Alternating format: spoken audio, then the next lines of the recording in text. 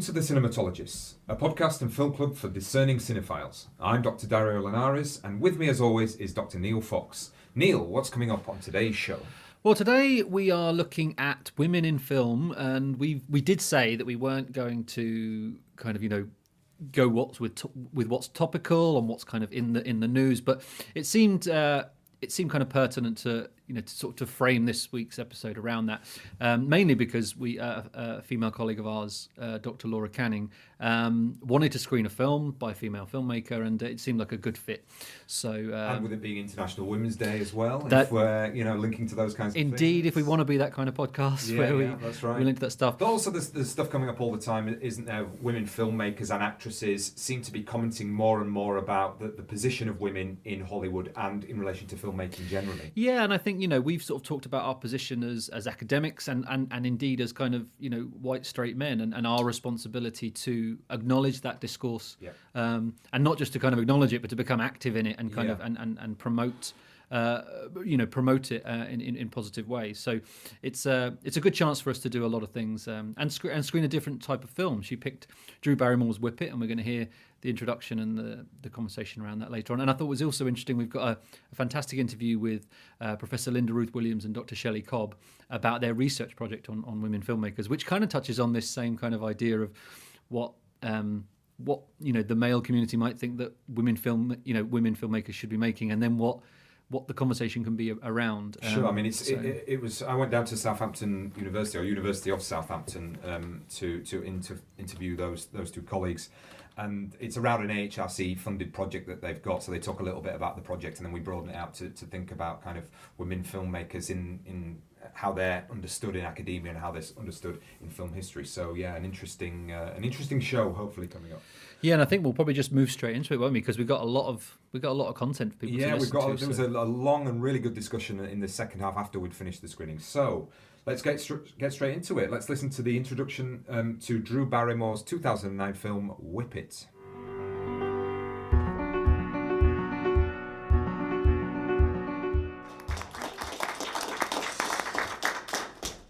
Hello, welcome to the next episode of the Cinematologists. I'm Dr. Neil Fox. I'm Dr. Dario.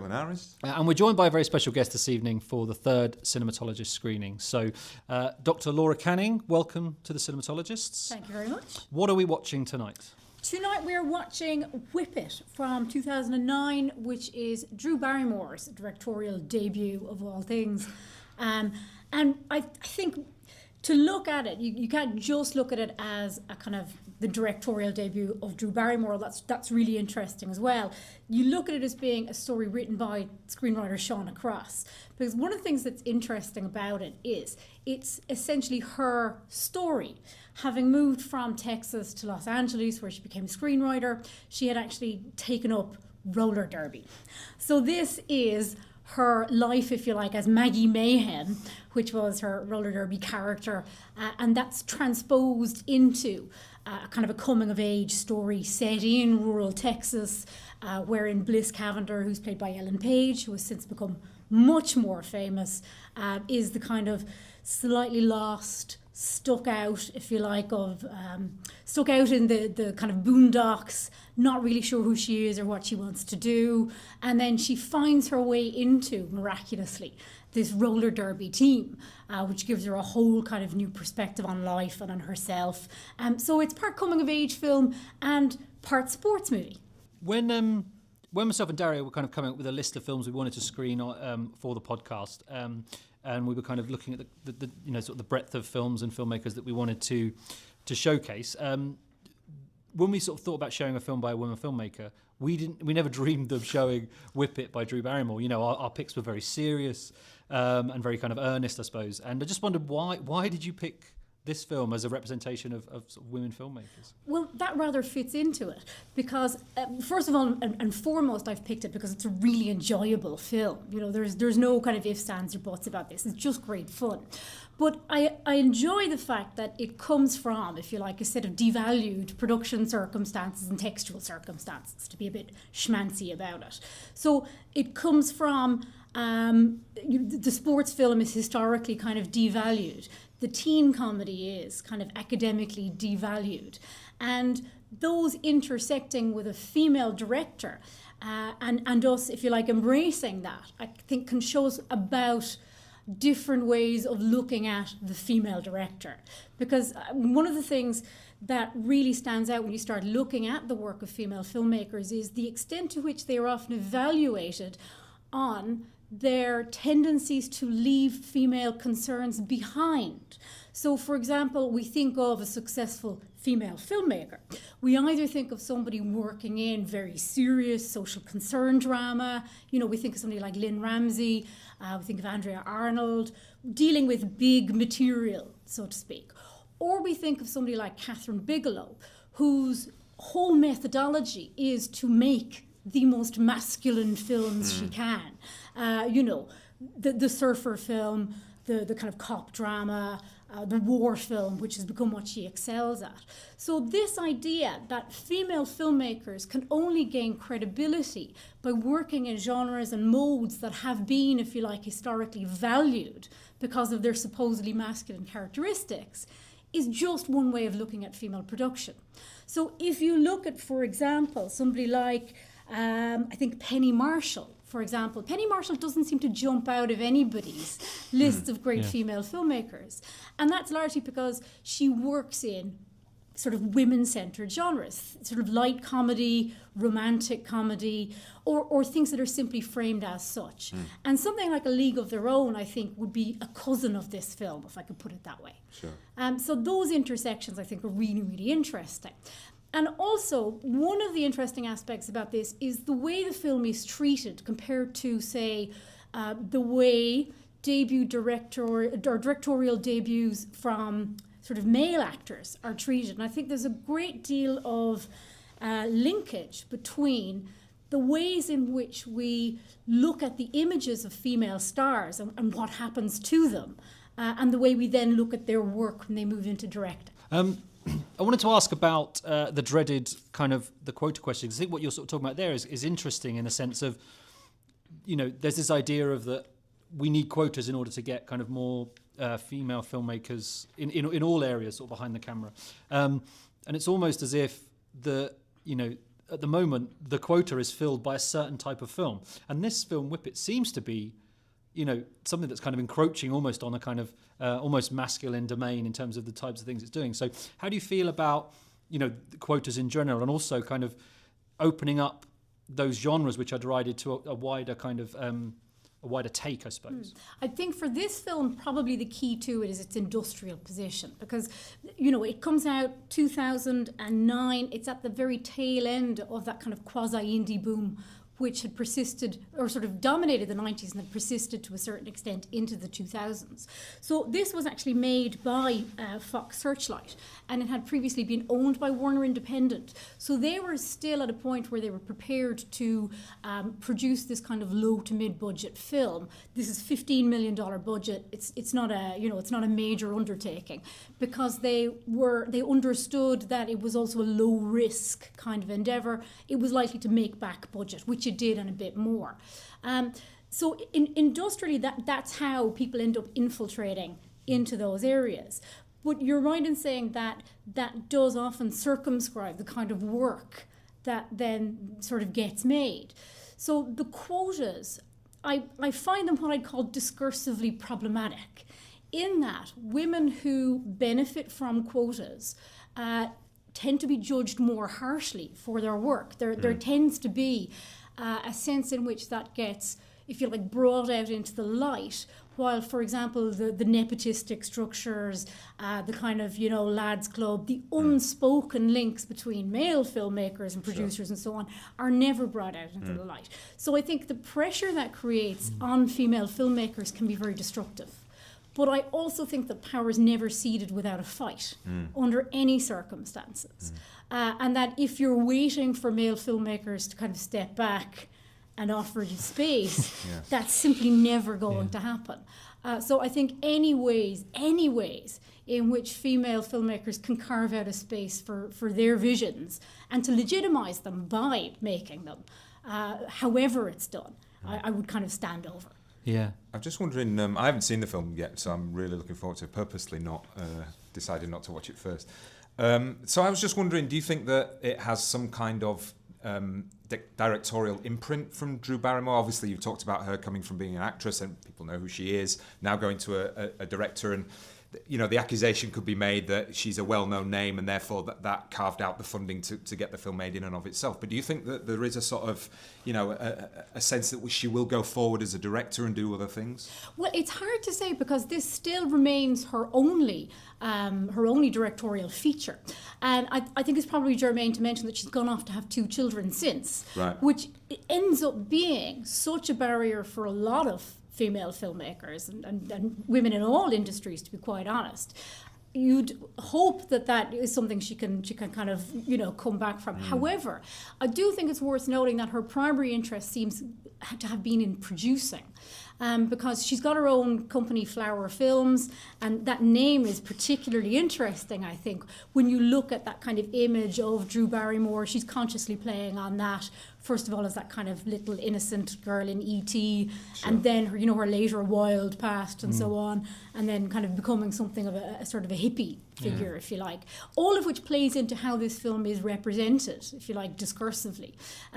But her production work is actually really interesting because she has done a lot of work on sort of big franchise stuff, the Charlie's Angels, not the greatest piece of work in the world, but an interesting effort at rebooting a kind of classic, an interesting attempt at rebooting a classic piece of television in its own way. But some of her production work has been really fascinating because I don't know how many people are aware that she produced Donnie Darko, for example, and this is a really interesting analogy to draw between her and George Clooney, also an actor who went into directing. Yeah. She was materially responsible, although she's not credited for it, in brokering the deal which allowed Clooney to direct his first feature, which was, of course, Confessions of a Dangerous Mind. And that was in 2002. So, because she doesn't necessarily continue working in direction, I would not minimise her contribution, if you like. Essentially, she's a key player in kind of, and that isn't perhaps understood as well as it might be, as if she were, we were talking about Brad Pitt or George Clooney, there would be a sense of this person is key in production, in direction, in acting. But Drew Barrymore is doing that, and perhaps it isn't given as much credit as it deserves. Perhaps. Yeah, and it does happen. I mean, we'd be blind if we sort of ignored this kind of thing. Now, that's not to say that it at all points dominates the discourse, because again, we were talking about this earlier, Neil, before we came on, and you were saying that you maybe had a sense that some of the reviews were a little bit sensitive or kind towards her. I mean, because I remember when it came out, and it was well reviewed, but no one was really very critical, and it seemed to garner a lot of kindness because Drew Barrymore is Hollywood royalty. She's from one of the great Hollywood dynasties, so there is this sense that it's kind of well done, and let's. But in good girl yourself. In a very patronising way, a lot of the reviews didn't review it the way they would necessarily review work, and not because it was a female filmmaker, but because of who she was, And I just thought, well, that probably doesn't help her as a director when you're kind of treating her in a specific way. I thought Shauna Cross was interesting on this, the screenwriter for it, and she said that actually at every point her instinct was to go more Hollywood on the film, and she said at every point she tried to do that, Barrymore would actually overrule her and say, no, we're actually turning this into much less kind of a Hollywood film than you think. So I think that balancing act between its sort of indie sensibility and its good old-fashioned all will end well kind of romping heart is actually at the bottom of some of the goodwill towards it in the reviews. Because one of the descriptions I really enjoy of it is somebody called it a post-punk third-wave feminist rollerball. And while I'm not sure... rollerball, I'm happy, Well, I'm not 100% sure it lives up to that as a strong billing. One of the things I enjoy about it is there is not a cynical bone in it. And that's a real rarity, that it manages to both not be cynical and at the same time to rein in that kind of sentimentality that tends to pervade this sort of film. Yeah, interesting, yeah. I mean, that's an interesting balance, I think, that idea of a film not being cynical at all, could then be reviewed or perhaps judged as being a kind of a little bit kitsch or naff, but you're saying that's, it strikes that balance quite well. So I'm looking forward to seeing that. Yeah, because I think my experience with it, everybody was invested in it, and not because of it seemed like a really interesting thing for all those people to be involved with as actors, and I thought that's what comes across for me. So it's really, I think it's a really interesting choice, and I think that what you've sort of said about it kind of has got me excited to watch it again. Cool. Great. So yeah, should we put it on then? Let's put it on.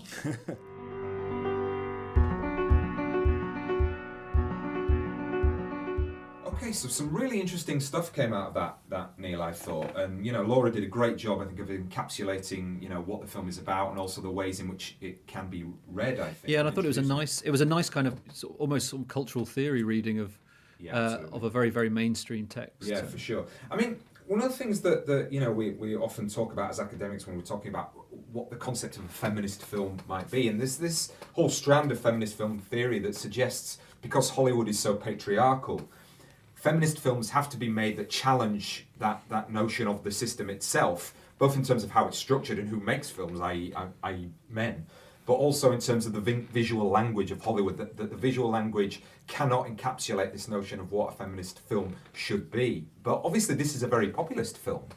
Yeah, and I think that's important to remember, and I think the film almost represents what should be the norm. That those kind of films should be much more commonplace in film culture. Films that are made by women, written by women, with female protagonists and sort of stories that centre around the female experience, that aren't overtly political or aren't kind of labelled as being needing to be overtly political. I mean, it's there are millions of films made by men which are just good genre movies which people enjoy without kind of commenting. But the dearth of films by female filmmakers almost means that every text has to be read in that way, which I think is ultimately unfair to the film and the filmmaker, because it's just it detracts from what that film is, and if that film was made by men, it would be read in a completely different way. Absolutely, and and when we think of female filmmakers, I mean, you alluded it today in your introduction, we might think of people like Sally Potter or Jane Campion or Andrea Arnold or Lynn Ramsey, and even going into more experimental filmmakers like Julie Dash, perhaps. They're very overt in the politics of the film aesthetic has to challenge the prescribed notions of the hero story, which is generally male, the linear narrative that we see in continuity, editing. All of those things are criticised by feminist academics and filmmakers as creating a certain kind of story that is more often than not defined around a male story. So therefore, films shouldn't be produced that reproduce that all the time. But here's Drew Barrymore, very much going for as wide an audience as possible. But I think that the politics of the film are there, but they're very subtle, aren't they? Yeah, and they're much more naturalised, I think, within the. I think there is an industrial context as well, which is always important to remember, is that those films that are kind of maybe criticised for falling within a certain kind of patriarchal structure are made by women who are really struggling to make films, because women generally struggle to make films, and Drew Barrymore probably is in a very different position to a lot of women because of her as we've sort of talked about, her status and but also her role within the industry is kind of is a really interesting one. So I think that there's always much more to the conversation, I think. I mean, she's an exec producer, as sort of Laura was talking about. So she has got a kind of very interesting and powerful status, as I say, as Laura said in the yeah, I mean, she's from that dynasty, and she's been in movies since she was 3 years old. So I think that has a lot of weight to it. And I think it's interesting that she made a film for her first film, which was just a nice kind of film. It doesn't feel safe in that it's kind of consciously not talking about things that female filmmakers are expected to talk about. It just seems very confident that this is the story I want to tell, and this is how I'm going to tell it, which I think is it comes down to the taste, whether you like it or not. But I think it's in its way, it's a very confident piece of work. Sure. So we'll listen to the discussion with the audience later on in the show, but that leads us into the interview that I did down at the University of Southampton with Professor Linda Ruth Williams and Dr. Shelley Cobb.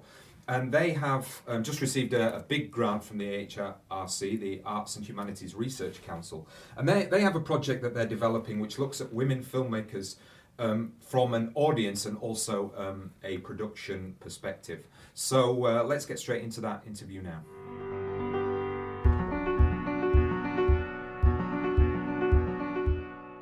I'm here at the University of Southampton with Professor Linda Ruth Williams and Dr. Shelley Cobb, who are the primary researchers on an AHRC-funded research project entitled Calling the Shots, Women in Contemporary Film in the UK, 2000 to 2015.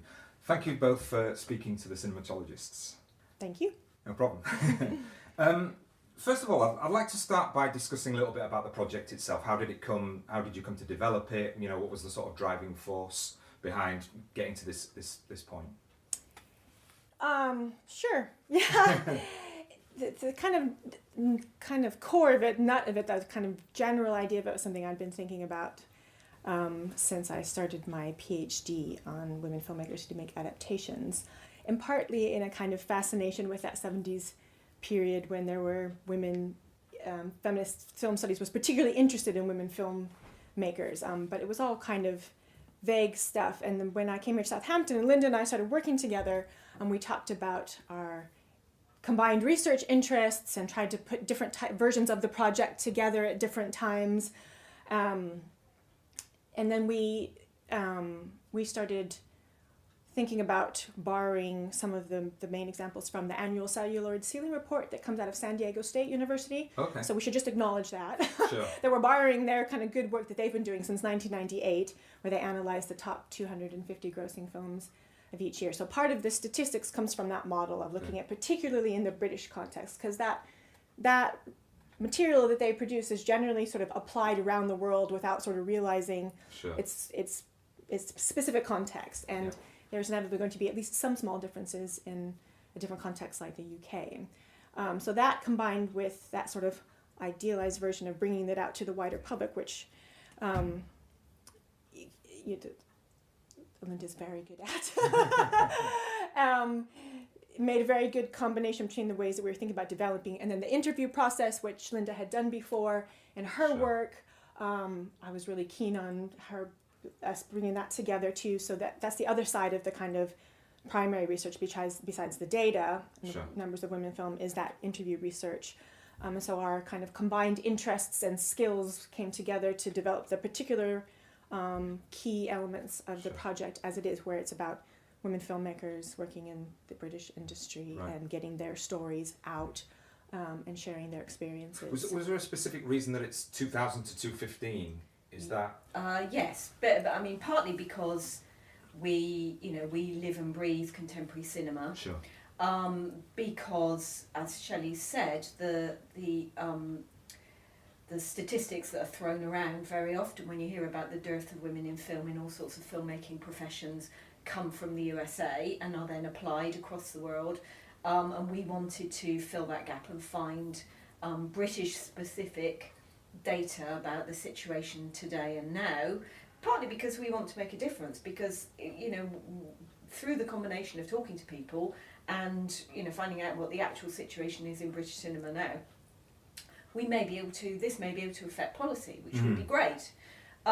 Also, lots of fantastic work is being currently done in various other kinds of funded research projects on women working in film and the invisibility of women in film up to the 1990s. So we're sort of launching off from that existing work and work that's continuing, and we're in dialogue with other people who are working on those kinds of areas. But our sort of bracket really was to think, one area that we want to investigate, because it's a huge project obviously, is whether the existence of the UK Film Council, which had a diversity remit, made any difference at all to women filmmakers in this country. And obviously that's a very different funding situation to the Hollywood movies that the Celluloid Ceiling Report are looking at. So UK Film Council disbanded around 2011, but was an important resource for many people working in British cinema and in slightly less commercial forms of British cinema during that period. So it was quite kind of a neat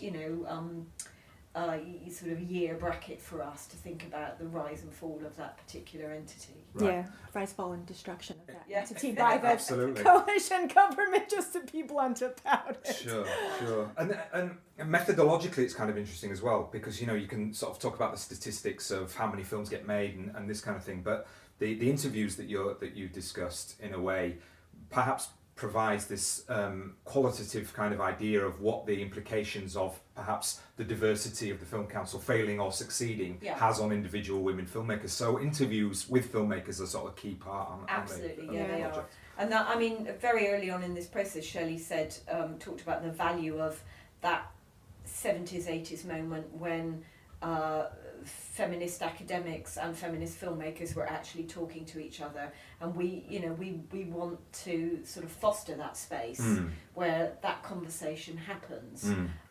So yeah, we are already talking to filmmakers and just finding out what their experience is, and that's a really important part of the history that we're mapping. If somebody in 1930 had, taken some primitive recording equipment out to 50 women working in those professions in the British film industry then, if they could find 50, I'm sure they could, we would have a very different view of what that history felt like. So those interviews are going into the Beck2 archive of voices from the media and entertainment industries, and they'll be there, forevermore. So we hope that's a sort of primary resource contribution as well.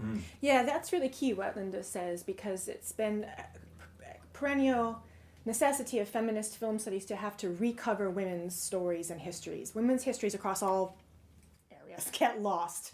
Across all art forms, across politics, we're always having to, I'll get written out. Yeah, you get written out, right? As Virginia Woolf said, that anonymous is woman. That's we're lost, and it's and recently after the 80s and 90s, that feminist film studies has focused on archiving, finding those women of the early silent period, and suddenly it's like, whoa, we didn't know so many women were of that period, and now we know, and it's so partly the interviews is a little bit about us trying to take a preemptive strike against that process that happens. It will inevitably happen anyway, but it's our hope that here's some material that says, no, there are women out there, stop, and to that resource to have before they, as Linda said, possibly never.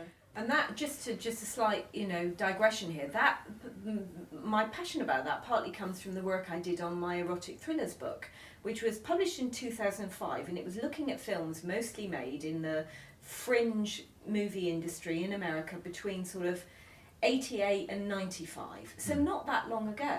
But by the time I got to write that book, most of the people working on the films had been long forgotten.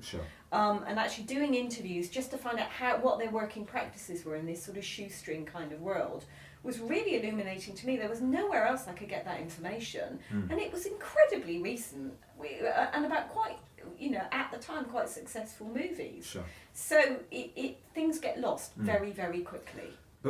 But having said that, it also seems to me that there is quite a strong dialogue at the moment in terms of the wider popular discourse of women actresses, women filmmakers actually speaking out. You can mention Gina Davis, Patricia Arquette at the Oscars, Emily Watson. So do you think that this is timely in terms of fitting in with a particular zeitgeist, if you want to use that word? I don't know, the academic wing of that, I think that's absolutely true, and it's kind of shocking to me, because when I first started thinking about women filmmakers doing my PhD, people like Sally Potter refused to use the word feminist. Right. Yeah, and for strategic reasons. That is no critique of Sally Potter by any means, right? Yeah. Because it's a word that was used against women and against artists in particular, to say, well, we're not going to take your art seriously because, and there's a whole particular history with her and funding, and her film The Gold Diggers was used as a scapegoat under the Thatcher regime to pull back on funding for films.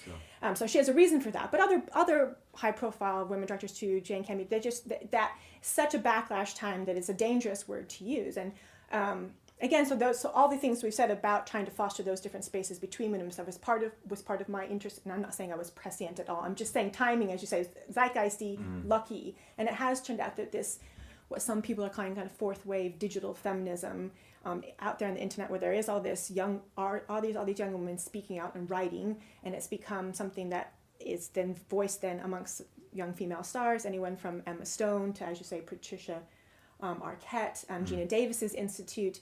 It's a kind of what's happening. I just didn't I couldn't have imagined it. I'm glad. And I feel the timing is really lucky and useful for us, and it's exciting. And even amongst our students. I mean, 10, 15 years ago, my students would never have called themselves feminists. They would sign up for modules on, women in literature and women in film.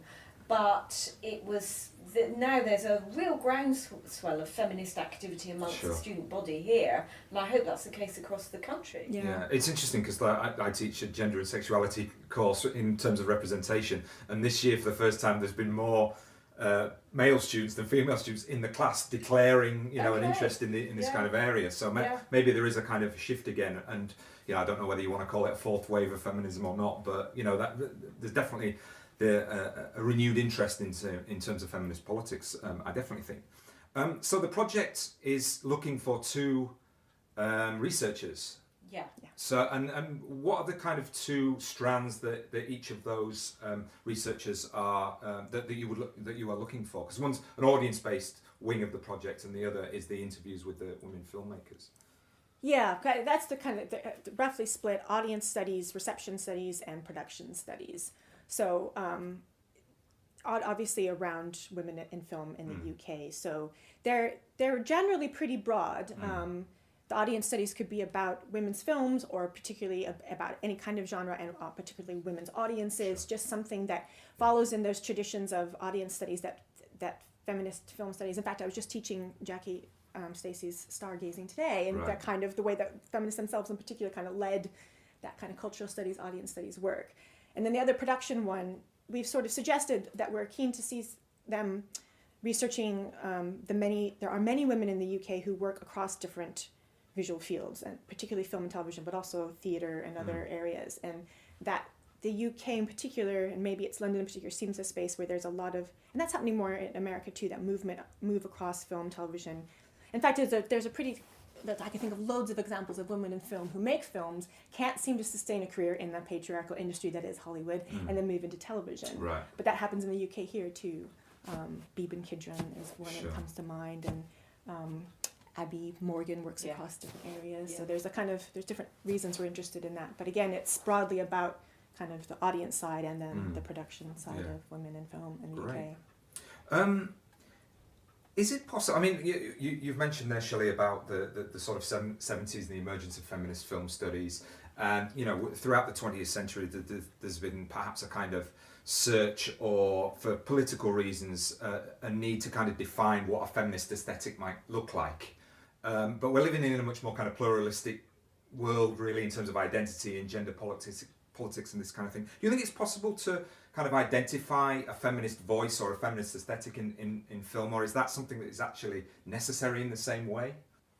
Yeah, I'll start with that, and then you can jump in, Linda, and help me out if you want.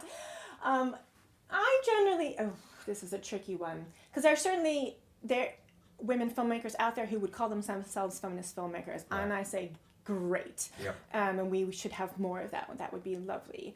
I'm not interested, though, in forcing anyone to be a feminist filmmaker. And there's a little part of me that there's always something about that 70s, 80s moments that is particularly historical. It just is. And there's a lot of things about kind of the contemplation of the cultural politics of the time, the kind of government funding, the spaces, the growth in women's studies programs, the kinds of viewing exhibition, the raising awareness groups, and that those films had a place to go, which just doesn't exist like that anymore. Though this kind of fourth wave of digital feminism maybe is making an online space for that, I don't know.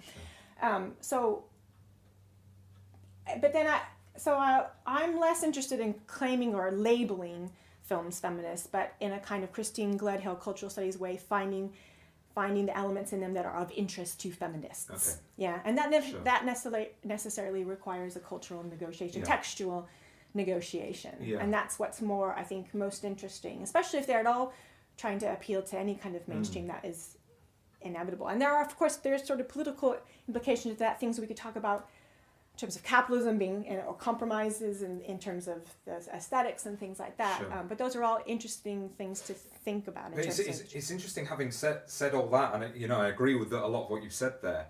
if you look at the Oscar selection for Best Picture this year, it's all boys' stories about boys being boys. Yeah. In a way, if you want to kind of break it down. So, Yeah. in a sense, that whole idea of a feminist politics behind film, is it breaking through at all? Well, that's true, but the biggest film story of this year is 50 Shades of Grey. So female authored novel, female screenwriter, female film director, and back-to-back screenings still going on several weeks down the line for solely female audiences. Sure. So there are clearly big debates to be had about the feminism or not of that film. Absolutely. But it's a film that is making people talk about feminism. So that's a very different incarnation of the sort of the world that Shelley was describing just now. Nevertheless, it's that you could have a sort of slightly watered down version of that argument, and I'm sure in the talk we're going to do, have later on, we'll be having that discussion around Mamma Mia or around Bridget Jones or around any number of really huge films that have been directed by women in Britain in the last 10-15 years that are utterly mainstream but also utterly foregrounding women's issues, if you like. Yeah, absolutely. And it's interesting again, the sort of critical the gender politics of the critical response to 50 Shades of Grey is just as perhaps as interesting as the film itself. It is. No, it Have you seen it? I have, indeed I have. I've read the book and I'm supervising a dissertation on it. So Right. I'm all about the 50 Shades of Grey, and I won't give you my personal opinion, but the screening itself was the best bit. It was the people in the audience. Sure. There were women behind me and to the side of me who were talking and had things to say and that kind of stuff, and it was that in and of itself, which is what I found great about it. But yeah, it's the Oscars are just a perennial love-hate thing for me. Yeah. And I wrote a little piece in the conversation about Selma, because again, the thing you have to remember is that though Selma is about, Selma stands out in the best picture list, but then she's not nominated. And neither was he. The actors is shocking. Yeah. And I know there's all kinds of issues around preview reels and all of that, but it is when she was nominated for the Golden Globe, there was this moment of finally that, at least again, one of those token things. Unfortunately, it's always token, but it's a patriarchal institution just in numbers. It's mostly white men over the age of 60. And that's got to influence the content of what you get. In the screens at the other side, obviously. Yeah. Well, thank you very much for talking to me, and wish you luck with recruiting for your projects, and hopefully we'll talk again when it's all come to fruition. That'd be wonderful. Thanks very much. Dario. Thank you very much.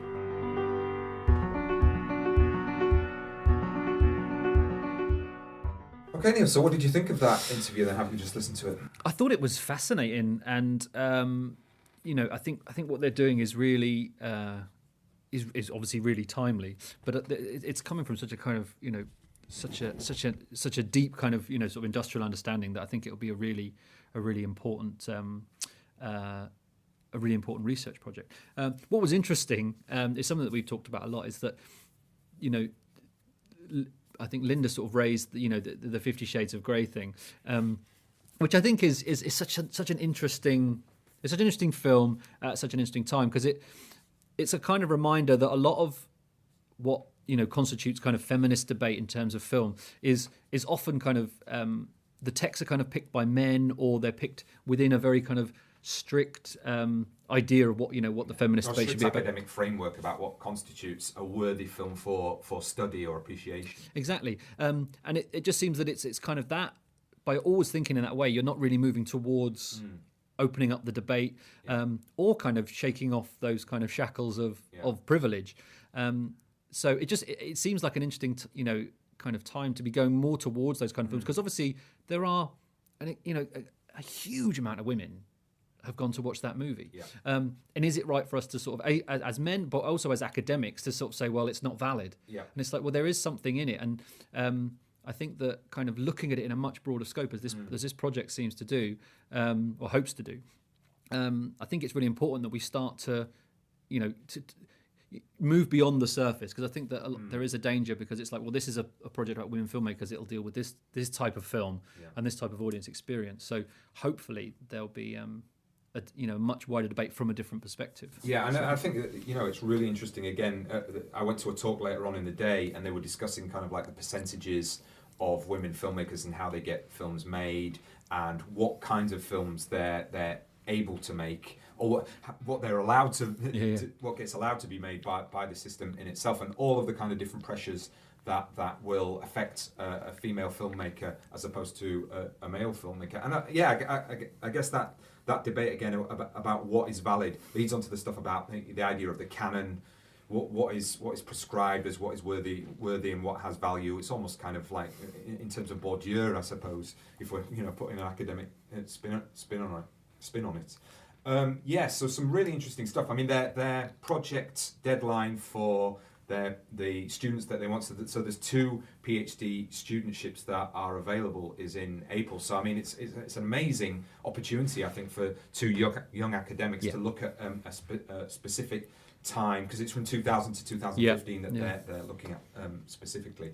And it will. And there's also the archival aspect of the project, where the interviews are being recorded and they will be kept for future generations to look at what female filmmakers were saying about their position in regards to the industry. Yeah, and I think it is at a very important time, particularly in terms of kind of women filmmakers in Britain. They were talking about the Sally Potters and the Lynn Ramsey, the Andrew Arnold, but then also in more recent years, Gurinder Chadha would be a fascinating kind of sort of director to look at in that, and even someone like Destiny Akaraga, who we had here at the School of Film and Television, who made her first feature last year, and is very vocal about the difficulties, but also the kind of the importance of women filmmakers in Britain. So. Yeah, I mean, they were talking also about, I think it was Gurinder Chadha, that they were saying that they'd seen an interview with her, and she was asked, why you've made this film in London, why have you made this film in London? And she said, well, I've got 2 kids, and the opportunity presented itself, so I made the film close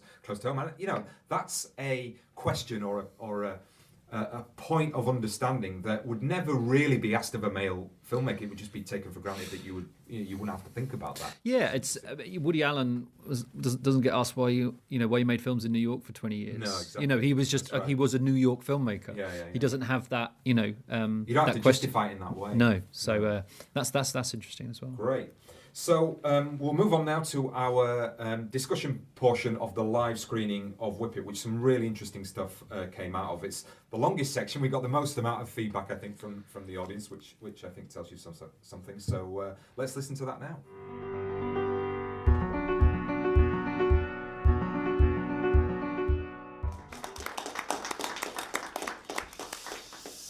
And we're back. And... Okay, Dario, you haven't seen it before, so what did Dario think of that? Clearly, it's not aimed at me, but that's fine. No, I enjoyed it more and more as it went along. I don't know how anybody else felt. I struggled at the beginning. I didn't think it started quite slowly. As soon as we got to the rollerbowling, I was on board from then on. I think the problem I had with the start was I didn't feel enough edge with the parents' relationship. I thought that was slightly too safe. But when it got to that middle section, the middle scene where she comes into, that was the best kind of dramatic scene in the film, where she got found out, basically. I thought that was really well acted. The acting, Ellen Page was great. I thought that was my one thing about it. For me, there was an edgier film in there, but I clearly know it's not that film. It's a feel-good film, but the edgier film for me. And this is kind of like, in hindsight, what we know about Ellen Page as well. Should she have had a relationship with one of her teammates rather than some random guy? But that guy relationship had to happen so he could be dumped at the end to make that kind of statement. Do you know what I mean? So, but I really enjoyed it as it kind of went along, and I thought all the sports stuff was really good. It really plays with the sporting film cliches in a really knowing way, which I liked. You've got the trainer, and then you've got the rivalry, and all of that kind of stuff. And I think that really worked because it's reversing all of the sporting cliches that we see in predominantly male sports films. And I think it just shows that women can be as aggressive and violent and competitive, you know, and really into their sports as much as boys can. So I think it worked on that level, but interesting to see what these guys think. Just before we sort of turn it over, have you seen it in a while, Laura? Or I saw it only a couple of weeks ago, actually, funnily enough, which is one of the reasons why I thought this is the thing I want to screen. And I do think you're right when you say you're not the audience for it. And while that's not, if you like, a full explanation of it, because I think it actually has a wide variety of appeals. I think one of the particular things about it is the way in which it handles female physicality. Because one of the things you'll all know is that boys tend to be, even if they reject it as a model of behavior, raised within a physically competitive environment. And girls are very often steered away from the particular joys and pains of physical team sport. And there is in cinema such a veering away from the physical command in a non-sexual sense of your own body, that actually seeing that on screen, I think is in itself quite empowering, because there is, if you like, a sense of your physical self that only comes after you realize, you know, you take up boxing or rugby like myself, and you know, you take your first punch, you put in your first serious heavy smashing tackle, you get up afterwards and you realize you are both physically still intact and your femininity has not magically drained out of your body. And that's actually a very tough lesson for women to learn, because you are actually so progressively deculturated from that, from literally the day you're put in a nice dress and told not to get it dirty. And we're also not shown that, exactly like you say, like when you see that first hit where Drew Barrymore gets it in the face, like you're like, wow, that was really effective, you know, and it really sort of speaks to what you're saying. yeah, and maybe in the hands of a male director, there would have been that element would have been consciously put in, that when we're going to make a point of the physicality in a kind of overt way, whereas it's just there because that's the context. It's part of the game, so to speak, and it's not framed in such a way. Look at the women being physical. But funny enough, there is one thing I noticed on this viewing that I haven't really seen the point of in previous viewings, which is the food fight, which I've always thought stood out as being a little bit sort of like an arch intervention of kind of gross out teen comedy or something. I was never quite sure about it. But then I realized what I actually find a little bit strange about it is it's this joyous celebration of physicality and kind of communal femaleness in the kind of non-sexualized way you never see on screen. So that's one of the reasons why I quite enjoy the character Johnny Rocket, the, if you like, announcer at the venue, because he's actually continually playing with those tropes. You know, they have a scrap on the ground and he's saying, oh, I don't know what to call the umpire or get my camera, you know. And he, because he is so, if you like, ludicrous and over the top, renders those kinds of interventions, the usual sexist crap, essentially, sort of non-threatening. He undercuts it. He undercuts it, exactly. So yeah, I mean, I really enjoyed it. To talk about the kind of family dynamics as well, one of the things I enjoy about it actually is that they don't have the classical coming-of-age relationship where she only achieves self-mastery by fleeing the abusive home or whatever. Right. I quite enjoy that actually they just have an ordinary working class family that has its issues and misunderstandings and fundamentally fails to get to grips with the changing personality of its younger members, which is a perennial issue, you know. But I there's think nothing that could have given it that gives it authenticity, that they're working class, because the mother obviously wants her to, what, you know, her aspiration is to be upper class or to reach that level. If Ellen Page had been set in a rich family, it would have been really kind of obvious. Play I think acting. it's kind of subtler than that, I think. And the other thing I enjoy about it actually is the conclusion. At the conclusion, it's Pash, it's the best friend character who escapes by going to university. Whereas actually, Bliss is allowed to stay working class. Sure. Do you know what I mean? She does absolutely. not have to, if you like, commit class treachery in order to achieve self-actualization, which I think is rather nice. And it's almost unspoken that, you know, in all those films that the college is the goal. Always. And the family never even pressure her about that, which I think is really interesting as well. So let's see what the audience thought. Has anybody got anything they wanted to say? Oh. Yeah, I do. I agree a lot with the stuff you say, but being an interesting question I kind of thought about, and I would imagine like some reaction to this, but because this is I think this would be a dirty word to describe this kind of film. But would you say this film would ever fit into a category of some kind of chick flick?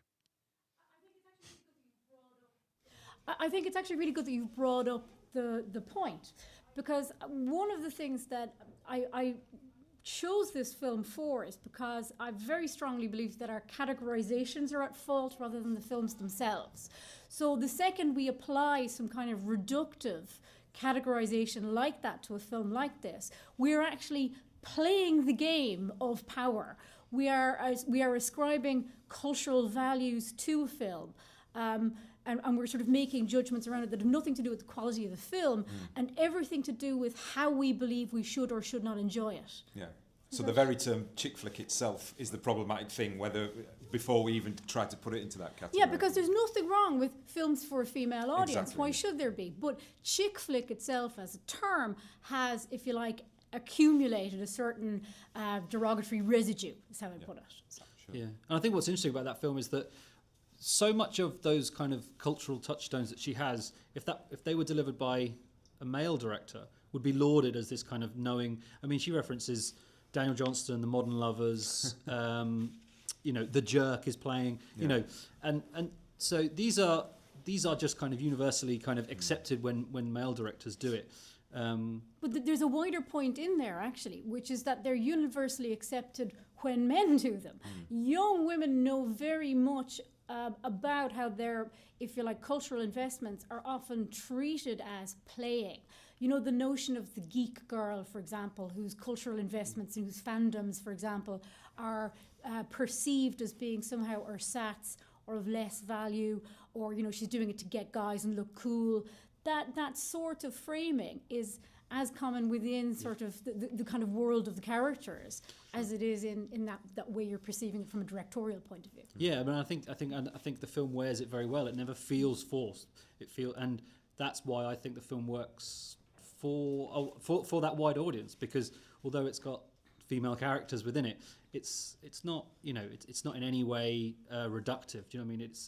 She's a woman of very good taste, and she uses that taste very well, and it makes it really enjoyable, I think, to kind of to engage in it in all those different ways. It's not perfect. There are parts of it that are clunky. I think occasionally she's enjoying the music so much that she crams too much in. Yeah. She counterpoints certain scenes. But then it's her first film, isn't it, as well? Yeah. But we've seen every first-time filmmaker make exactly those same kind of missteps. So. Yeah, I found the positioning of the sport in it really interesting, because it's not just that it kind of inverts a lot of the cliches of a sports movie, but so often in a film like this, sport is a really exalted thing, and it's seen as something that people are pushed into. It's something to aspire to. It's a kind of ideologically safe thing, whereas in this, it's the fact that the sport is, first of all, it's so camp in the way it's staged. It happens in this grotty warehouse. It's a bit kind of underground and of dubious legality. It's a very interesting sort of approach to a sport. It almost has the feel more of like a drag show or something than a sport.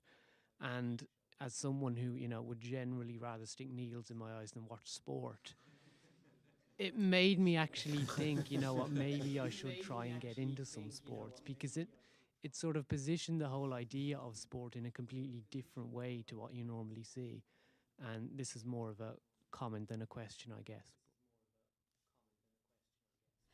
Well, I think it's really good at positioning sport as a cultural practice, which is what sport is, because it is, exactly as you've said, a subcultural practice. In this case, it helps you to unpack the kind of ideological positioning that goes with dominant sports. And I think we see that very clearly in Earl, the father.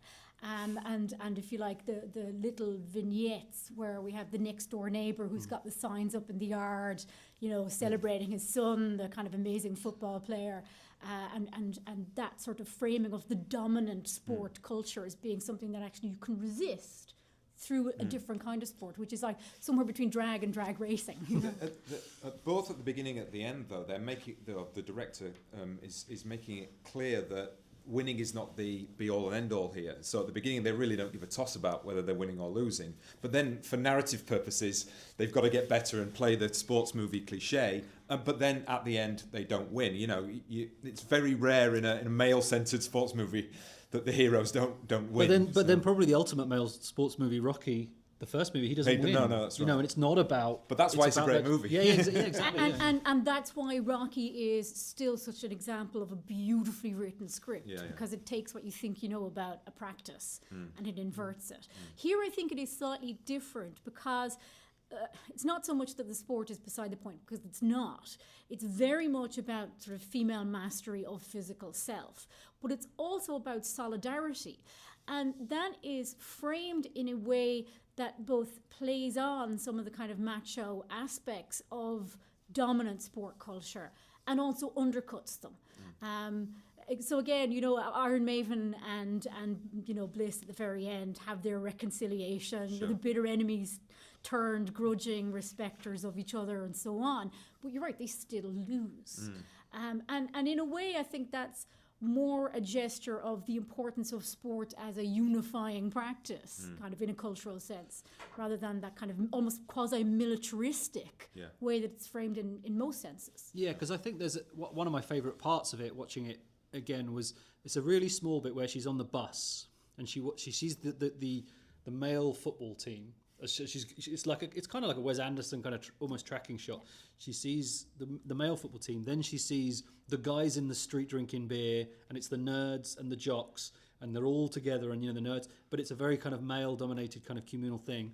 And then she sees there's this kind of weird shot where she's going past the diner, even though she's clearly not. It's almost like she's imagining, and she's looking for somewhere to belong, and it's like I have my friend, but this I need more. Where can I? And it's almost like, where can I find it? And then, which I think is such a lovely lyrical, cinematic kind of little montage. And it is that she's looking for somewhere to belong. And I think what's interesting, what Michael was saying, is that roller derby is a sport that's been developed and devised and kind of grown by women. And most other sports are sports where women have to kind of forge a place within an existing male structure. So that's why I think it feels so different, and it is celebratory, and it's not so much about women winning.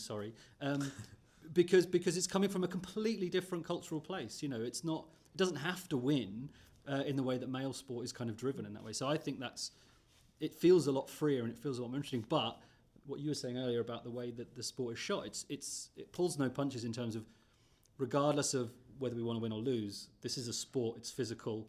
And on the track, it matters. You compete, because that is the central principle of this. You're competing, but there is solidarity. One of the things I enjoy about it as well is I think for a film dealing with a complex sport, one of the greatest technical challenges is how do you convey a sense of what's happening in terms of the rules. And I think the lovely little kind of arch way it manages that at the beginning is actually very welcoming. One of the problems you often have with sporting films, and I suspect one of the reasons for the popularity of boxing films with non-sporting audiences, is that the rules are very simple. You basically know you get to knock the other person out. So other sporting films can be inaccessible in that sense. So I rather enjoy the way it embraces you again, like the sport itself would. And also that element of the crowd cheering on women being physical. There's no jeering, there's no kind of nod and wink, there's no elbowing. It's full-on support of this kind of behaviour. So. Yeah. Anybody else got anything to add? Adam, yeah. Yeah, just kind of going on from what you were saying, I like the kind of the future feminist attitude that it wasn't kind of revolutionary when these characters, when Ellen Page's characters discovered the roller derby area. She was impressed by the women. It wasn't like some kind of revolutionary notion that oh my God, these women, they're amazing and they're women. Look at what they're doing. It was just kind of it's just kind of normal and expected in a way that was unexpected, but just a bit surprising. And then kind of just she fitted in. And following on from that, I like the idea the film presents try different things, because you might find out that you're really good at something. And I think this kind of made me think that with my children, I want to try lots of different things and see if something sticks, not just kind of being forced down one road. Yeah, I've really, really enjoyed it. Yeah, younger teenage girls really respond to this film because it is about moving yourself out of your comfort zone. And there is so much pressure on teenage girls in particular to look perfect all the time doing stuff. that actually throwing yourself out on a limb like that is, in a physical sense, is profoundly challenging to your sense of self. So I think I do completely agree. It's got that celebratory, sure, have a go, what's the worst thing that can happen? You might even get a nice bruise out of it, look great, you know. So that is, I think, very, very charming about it. And I think the main thing then as well is that notion of female friendship. I think the relationship between Pash and Bliss is as well observed a relationship between teenage girls as I've ever seen. You know, the intensity of it, the kind of clumsy physicality of it, the support, and then the casual, cruel betrayal when something shinier comes along, and the realization then that, you know, you have in fact been tremendously cruel. You know, it's very accurate. So. Anybody else want to make a comment? Michael again? Yeah. One other thing that really struck me that I really liked was how two of the older women in it were handled. The mother and I think it's Juliette Lewis's character, because they both seemed like characters that in a lot of films would be maybe demonized or forced to kind of bear the brunt of the main character's anger or be placed in a position of blame for something. And I really liked the way how it sort of at times seemed to play with that, like with, you know, the Juliette Lewis character, you had the sort of showgirls kind of vibe. You never quite know if she's really yeah, you never don't. quite know if she's really But it kind the of enemy or not. it really which is stayed good, I on the think. right side of keeping those characters as human while still being a bit spiky, and it never feels like an individual is being demonized. They're antagonists in a classical narrative sense, rather than being, if you like, the baddies, which I think is very important. And again, it's very, very good at humanizing the behavior of the women in it. You know, Iron Maven has her own issues around, you know, the fact that it took her till she was 31 to find something she was so good at, as she says herself. And again, that notion of the loss, the kind of betrayal of your youth when you only come to physical sport late in life, that's actually a real feeling. So a lot of older women who've come to sport late, for example, will very much understand how she feels.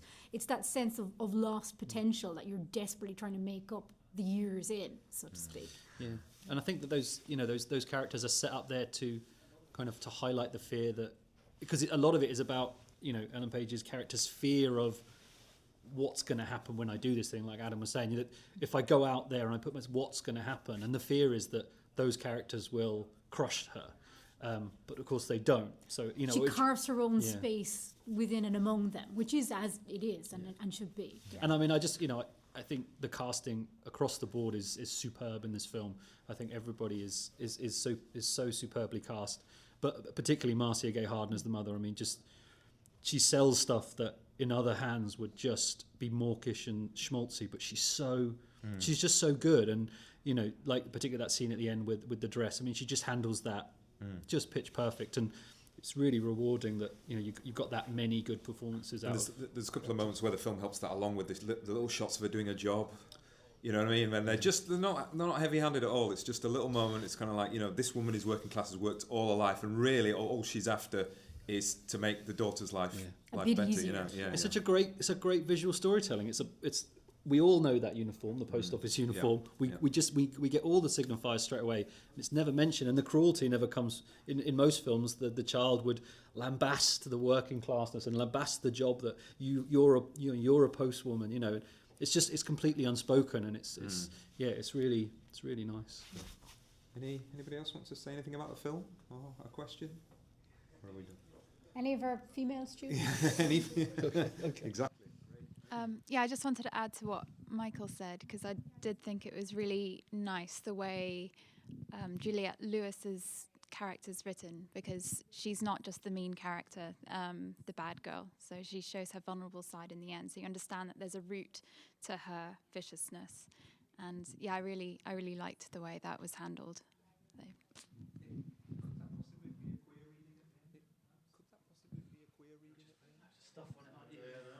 Is it just not, or is it just nice? Is it just nice, or is it just not? Or is it just nice? Is it just nice, or is it not though? You know what I mean? I think that there are a couple of different ways of approaching that, and one is to say that Ellen Page's star persona now so heavily outweighs our knowledge of the film that it inclines us towards reading it in a different way. It does change the way. The other way of looking at that, to be honest, is say that it's actually so rare to, again, we're way beyond the Bechdel test at this point. It's so rare to see women engaging with each other as motivated individuals and characters with their own entire lives and backstories of their own, that actually I think, I'm not suggesting this view, Dario, I think it is hard for some viewers to desexualize that kind of link. No. I'm just saying that I think that, again, it lends itself perhaps, definitely what Neil says and what we know about Ellen Page later on, that could be taken whereas perhaps it shouldn't be, was my kind of point in a way. And it does nod to it in the hot tub scene and so on. And again, they're refusing to be ogled for his pleasure. They will not play his game, which I quite like. Sure. Any final points before we close up? One more over there. Oh, did you want to say? Oh, James wanted to say something about, and then we'll come. Yeah. We've got two more. Oh, thanks. Yeah, this isn't really much of a question. It's just a little another thing to point out. But the one thing I liked most about Ellen Page's character is that she's not perfect. In fact, she's quite. They actually do address quite a few flaws with her character. Like, I think the problem and the trap that most films have with a protagonist that many films unfortunately fall into is that they're too good at what they're too great, and they're always right and they're always such. But they address that because she's young and she's trying to essentially rebel against a loving mother. They actually do address the fact that that what she's doing is quite wrong, and not only that, but the effects that she has in those actions are actually quite, they're quite stark. Her friend gets in trouble. Money is being lost on her because fantastic job. And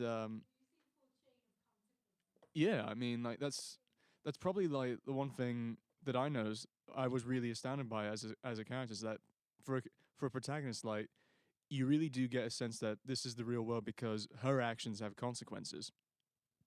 Sure. Yeah. She's no superhero. She's not. But there's no cruel judgment of her. It's just like she's a teenager, and Kristen Wiig's character is quite good at offsetting that with the son.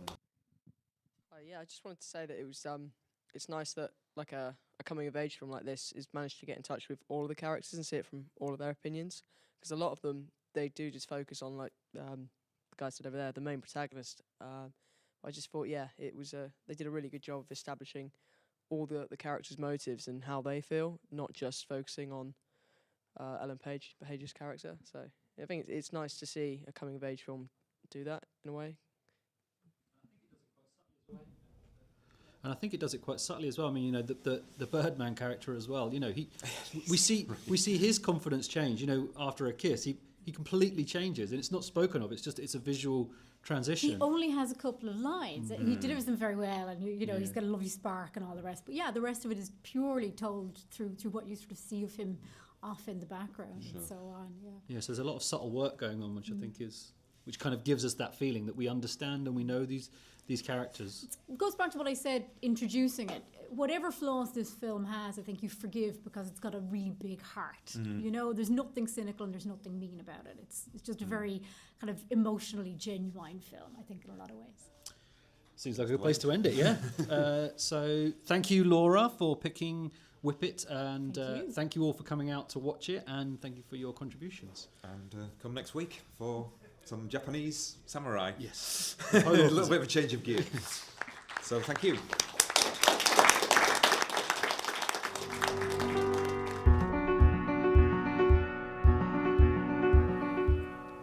Okay, so again, some really interesting points I thought came from the audience, and Laura was really sort of good in talking about the specific kind of readings, I think, of the film. And particularly interesting to me was this idea of physicality.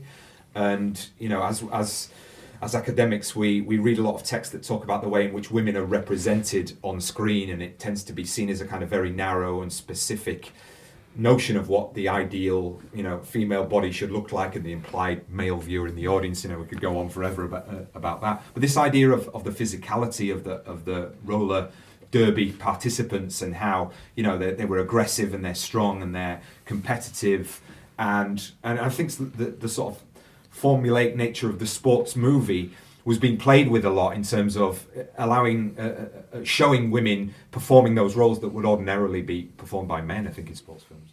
Yeah, and I think it was a very, I think it's a very clever story in not in any kind of grand sense, but in the sense that there is a narrative that needs to be served, and it needs to be served by the physical.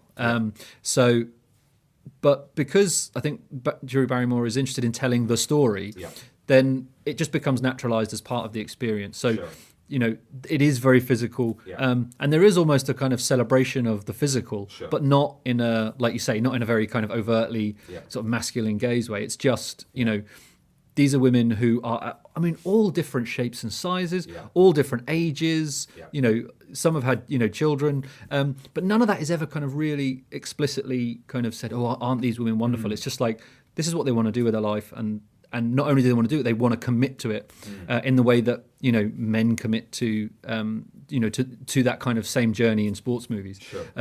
So I think, you know, I sort of mentioned it in that end. I think that she's got a really kind of astute knowledge of those genres that she's dealing with, because it's almost second nature in terms of how she's using them. But she hasn't kind of taken on board the masculine sort of delivery of those films. She's still able to do it from her own perspective, which I just think it's just really nice to see. You know, it's I think it was interesting because, you know, I was perhaps, you know, I understood that it wasn't a film that was aimed at me, but I thought you could see it was a directorial debut, in a sense of, I think it perhaps could have been cut a little bit tighter, you know, in certain ways. I thought the whole school section was a little bit kind of underplayed and a little bit superfluous to what was going on. But, you know, I was definitely on board with the whole sports movie aspect of it. You know, I was really sort of rooting for the characters in that. And I think it shifts in tone, and it shifts in terms of, you know, sort of visual tone. There's a lot of, particularly in the first half, there's a lot of kind of Wes Anderson flush, you know, sort of.